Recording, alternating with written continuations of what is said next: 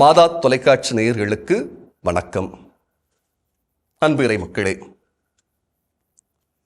10 கட்டளைகளில் ஒன்றான விபச்சாரம் செய்யாதே என்கின்ற மையச் சிந்தனை அடிப்படையில் நமது ஆண்டவர் இயேசு மலைப்பொழிவில் போதனை செய்கிறார். விடுதலை பயணம் 20ஆம் அதிகாரம் 14ஆவது இறைவார்த்தை, இணைச்சட்டம் 5ஆம் அதிகாரம் 18ஆவது இறைவார்த்தை சொல்கிறது, விபச்சாரம் செய்யாதே. அன்பார்ந்த இறை மக்களே, கடவுள் ஆணும் பெண்ணுமாக மானிடரை படைத்திருக்கின்றார். மனிதன் தனிமையாக இருப்பது நல்லதென்று, என அவனுக்கு ஒரு துணையை உருவாக்குவேன் என்று சொல்லி ஆதாமுக்கு இணையாக ஏவாளை கடவுள் படைக்கின்றார். ஏவாளை பார்க்கின்ற போது ஆதாம் சொல்வது, இவளே என் எலும்பின் எலும்பும் சதையும் சதையுமானவர் என்று ஏவாளை குறித்து மகிழ்ச்சி அடைகிறார்.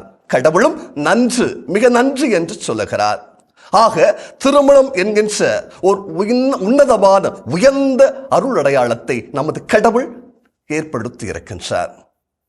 இன்று நாம் வாழும் சமூகத்திலே திருமணத்துக்கு புறம்பான உறவுகள், திருமணத்து முறிவுகள் இன்று அதிகரித்துக் கொண்டே போகின்றது.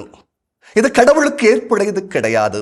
கடவுள் விரும்புவது ஒருவனுக்கு ஒருத்தி இணைந்து வாழ்தல், முறிவுக்கு கொண்டு வரக்கூடாது. இதுதான் கடவுள் விரும்புவது.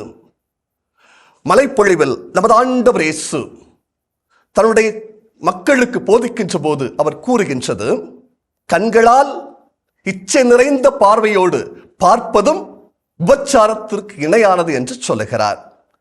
வள்ளுவரும் சொல்லுவார், கட்டிய மனைவி தவிர்த்து பிறர் மனை நோக்குபவனும் விபச்சாரம் செய்கிறான் என்று சொல்லுகிறார். ஆக கண்களால் இச்சையோடு பார்க்கின்ற பார்வை தவறு என்று சுட்டிக்காட்டப்படுகிறது.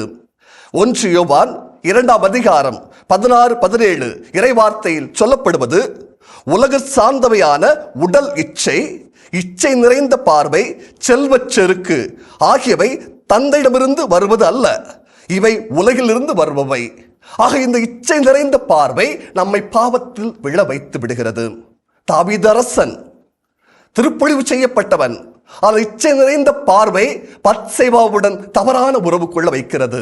அவனை பாவத்தில் விழ வைத்து விடுகிறது. அவன் பாவம் செய்தவனாக விடுகின்றான்.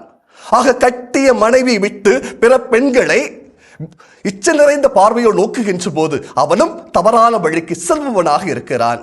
ஆண்டவர் இயேசு இதை கடுமையாக கண்டிக்கின்றார். ஆண்டவர் இயேசு சொல்லுகிறார், யாருக்கும் நீங்கள் இடரலாக இருந்து விடாதீர்கள். உங்கள் கண் உங்களை பாவத்தில் விழச் செய்தால் அது கண்ணை பிடுங்கி எரிந்து விடுங்கள்.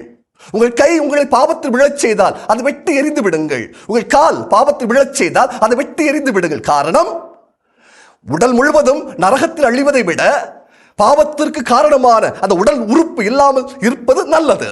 அவ்வாறே எந்த மனிதனும் நெறி தவறி விட நீங்கள் காரணமாக இருந்து விடக்கூடாது. சின்னம் சிறியவர்கள் பாவத்தில் விழுவதற்கு நீங்கள் காரணமாக இருந்து விடக்கூடாது. அன்பாத இறை மக்களே, இச்சை நிறைந்த பார்வை நம்மை பாவத்தில் விழச் செய்கிறது என்றால், கடவுள் விரும்புகின்ற மனிதநேய சிந்தனை, மனிதர்களை மனிதர்களாக பார்க்கின்ற மாண்பு நமக்குள் வளர வேண்டும். விபச்சாரத்தில் பிடிபட்ட பெண்ணை உச்சந்தில் நிறுத்தி எல்லோரும் இவள் பாவி என்று சொன்ன போது, இயேசு என்கின்ற ஓர் ஆண் மனித நேயத்தோடு தனக்குள் இருந்த மனித மாண்பை அந்த பெண்ணிற்கும் கொடுப்பதை நாம் பார்க்கின்றோம். ஆக பெண்களை மதிப்போடு மாண்போடு பார்க்கின்ற பார்வை வளர்த்து கொள்ள வேண்டும்.